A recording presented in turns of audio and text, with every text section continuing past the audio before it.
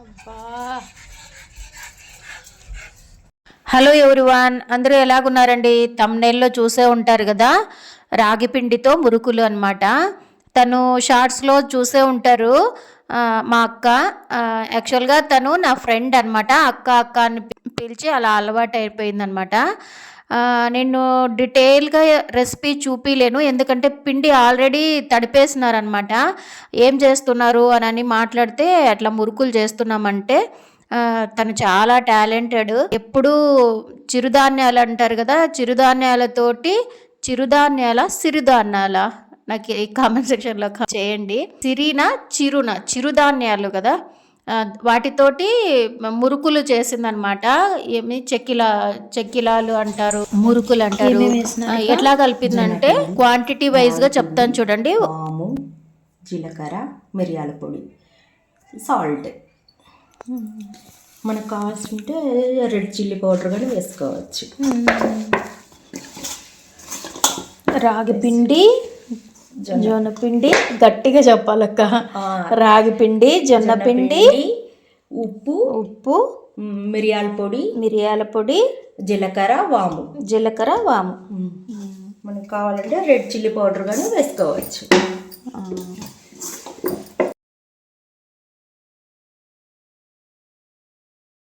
ఒక కప్పు జొన్న పిండి అయితే 2 కప్పులు రాగి పిండి. ఈ వాము, జీలకర్ర హాఫ్ స్పూను, మిరియాలు 1 స్పూన్ తీసుకొని దంచి మెత్తగా కానీ రఫ్గా అయితేనే ఆ గొట్టంలో నుంచి వస్తాయిలేండి. అంటే కొంచెం మెత్తగా దంచుకోవాలి. తర్వాత రుచికి తగినంత సాల్ట్ వేసుకోవాలన్నమాట. వేసుకొని కలిపేటప్పుడు మనం మామూలుగా మురుకులకి వేడి నూనె కాచి పోస్తాం కదా, అట్లా పోసినా ఓకే. మామూలు వాటర్తోనే కలిపినారంట, వేడి నీళ్ళు కూడా కాదు.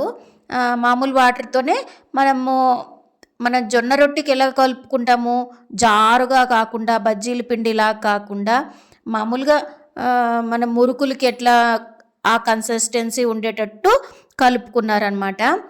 ఆల్రెడీ అన్నీ వేసేసినారు. నా కోసం ఒక 2-3 వాయిలు ఉంచేసినారనమాట.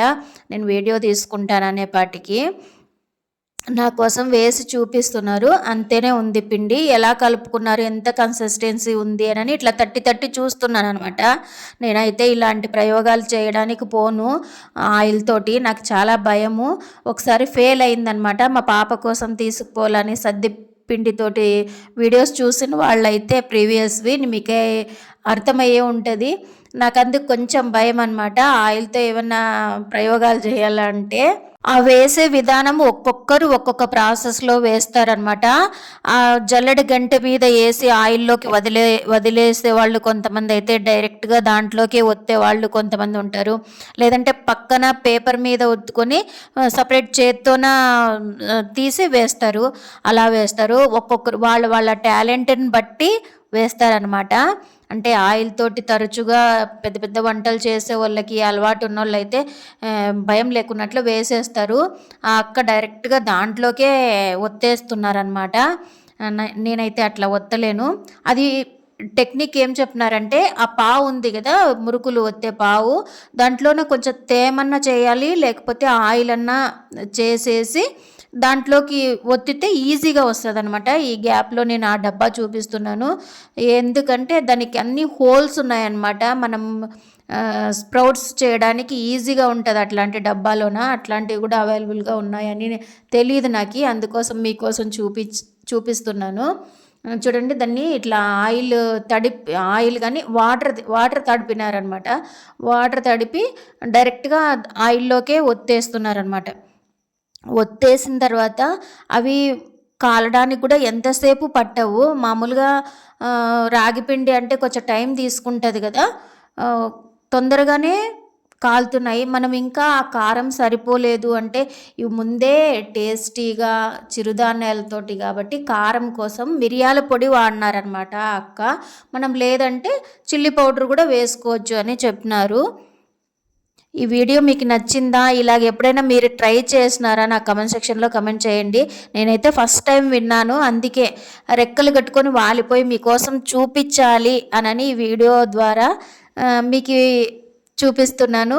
ఫస్ట్ టైం చూసే వాళ్ళైతే ప్లీజ్ లైక్ చేసి ఛానల్ని సబ్స్క్రైబ్ చేసుకోండి. లేదా ఎవరైనా ట్రై చేసినారా ఆల్రెడీ, మీకు ఎలాగొచ్చిందో? చాలా క్రిస్పీగా ఉన్నాయన్నమాట. నేను ఆరిపోయిన తర్వాత కూడా చూసినాను కదా, నేను కూడా కొన్ని తెచ్చుకున్నాను.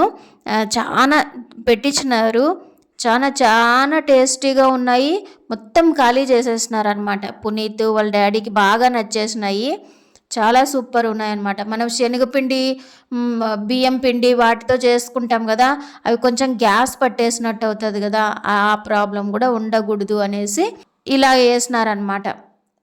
వీటితోటి శనగపిండి ఎక్కడా లేదు కదా, కడుపు ఉబ్బరంగా ఉండడానికి అలా ఏం వండుకుండా వాము, జీలకర్ర, మిరియాల పొడి అలాగంతా మంచి మంచి వేసినారు కాబట్టి ఇంగ్రీడియంట్స్ కడుపు ఉబ్బరం అనే ప్రసక్తే ఉండదన్నమాట. చాలా హ్యాపీగా తినేయచ్చు. ఈ వీడియో ఎలాగుందో నాకు కామెంట్ సెక్షన్లో కమెంట్ చేయండి, ఓకేనా? మన తెలుగింటి పండగ వచ్చేస్తుంది కదా, ఎంతమంది ప్రిపేర్ చేసేకి స్టార్ట్ చేసేసినారు ప్రిపరేషన్స్. సెలవులు, హాలిడేస్, చిన్నపిల్లలు ఇంట్లో ఉంటే హాలిడేస్ ఎప్పుడు వదులుతారు, ఎప్పుడెప్పుడు అమ్మమ్మ వాళ్ళు ఊరికి వెళ్దాము అని పిల్లలకి రెక్కలు కట్టేసుకుంటారు పిల్లలు. ఆడపిల్లలు చూస్తే ఎప్పుడెప్పుడు ఇంటికి పుట్టింటికి వెళ్ళిపోదాము అని చూస్తూ ఉంటారు. ఇవన్నీ ఒక సైడ్ అయితే, కొన్ని ఊళ్ళల్లో అంటే కొన్ని ప్రాంతాల్లో తప్పకుండా ఇంటి ఆడపిల్లని, అల్లుండ్లని పిలవడము, ప్రత్యేకమైన వంటలు వండడము, బట్టలు పెట్టడము, ఇలాంటి ఆచారాలు ఉంటాయి.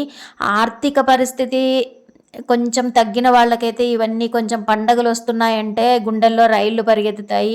అలా కాకుండా ఏ ఆర్థిక పరిస్థితి అన్నీ నిలకడగా ఉండి అందరూ కలిసిమెలిసి ఈ పండగలు వంకతోనన్నా అందరూ కలిసిమెలిసి ఉంటారు అని ఆలోచన చేసేవాళ్ళు కొంతమంది అయితే, అబ్బో పండగలు వస్తున్నాయా, ఇంకా మళ్ళీ పని బడనవుతుంది అని ఆలోచన చేసేవాళ్ళు ఇంకొంతమంది.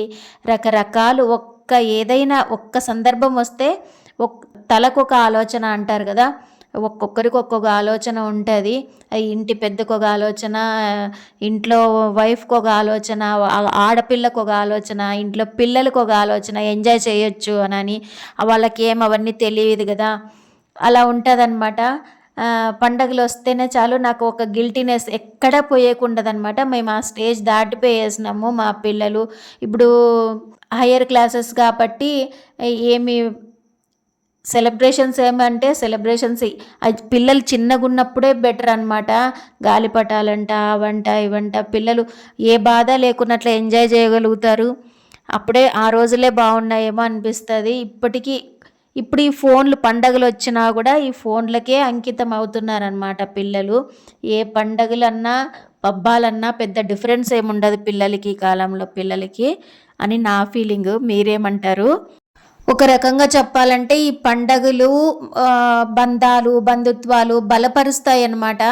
ఎందుకంటే ఎవరిని ఏమని పెట్టి పిలిచాలి అనేది ఇప్పుడు జనరేషన్ పిల్లలకు అస్సలే తెలియదు. అందరినీ ఆంటీ, అంకుల్ అని కవర్ చేసేస్తారనమాట.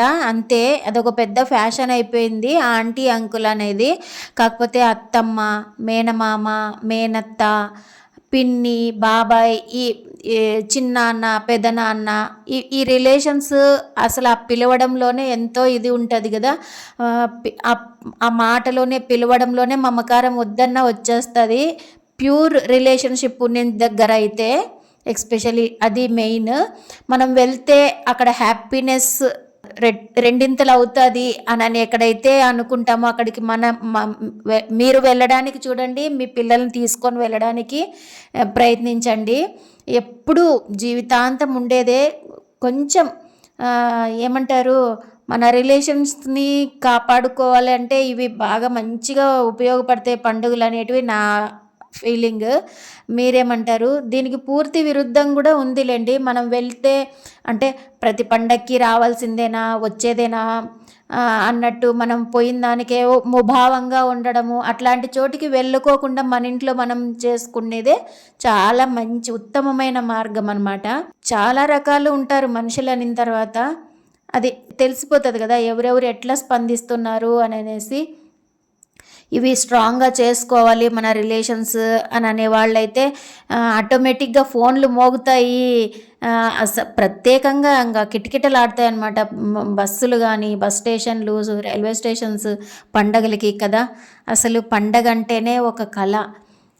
ఒక లోపల లోపల నుంచి ఒక ఉత్తేజం, కొత్త ఉత్తేజం పుట్టుకొని వస్తుందన్నమాట. అంతే కదా. మన తెలుగు పండగలంటేనే పిండి వంటలు, పిండి వంటలు అంటేనే తెలుగు పండగలు అనమాట. మీరు ఎలాగ సెలబ్రేట్ చేసుకుంటారో నా కమెంట్ సెక్షన్లో షేర్ చేసుకోండి. నేనైతే నా చిన్నప్పుడు క్యాలెండర్లోన, న్యూస్ పేపర్లోన ముగ్గులు వస్తాయి కదా, అవి ఏవి ఈజీగా ఉంటుందని ప్రాక్టీస్ చేసి ఆ ముగ్గులు వేయడమే పెద్ద పంచాయత్ అనమాట. మేము వేసిన తర్వాత మళ్ళీ ఎవరెవరు ఎట్లాంటి ముగ్గులు వేసినారనని అందరివి వెళ్ళి చూసేసి వచ్చి లాస్ట్కి పడుకునే వాళ్ళం అనమాట. నిజంగా ఆ చిన్నప్పటి రోజులు, చిన్నప్పటి మెమరీస్ చాలా చాలా బాగుంటాయి కదా. ఎంత కష్టమైనా చేసేసే వాళ్ళము. ఇప్పుడు చేయాలంటే బద్ధకం అనిపిస్తుంది. అందులో వచ్చి ఇంకా టౌన్లో, పల్లెల్లో అయితేనే ఈ పండుగ భలే ఇంకా సూపర్గా ఉంటుంది. మాటల్లో పడి మనం మురుకుల సంగతే మర్చిపోయినాము. మాటల్లోనే రెడీ అయిపోయినాయి మురుకులు. చాలా టేస్టీగా ఉన్నాయి. ఇలాగ ట్రై చేసి మీకు ఎలాగొచ్చిందో నాకు కామెంట్ సెక్షన్లో కామెంట్ చేయండి. ఈ వీడియో ఎలాగుందో కూడా చెప్పండి. ఓకేనా. థ్యాంక్ యూ ఫర్ వాచింగ్ అండి. అందరికీ నమస్తే. అందరూ బాగా మంచిగా సెలబ్రేట్ చేసుకోండి సంక్రాంతి పండగ. మరొక ఇంట్రెస్టింగ్ వీడియోతోటి మళ్ళీ కలుద్దాం. ఓకే, థ్యాంక్ యూ, నమస్తే. ప్లీజ్ లైక్ చేసి ఛానల్ని సబ్స్క్రైబ్ చేసుకోండి. మీ ఫ్రెండ్స్కి, రిలేటివ్స్కి షేర్ చేయండి.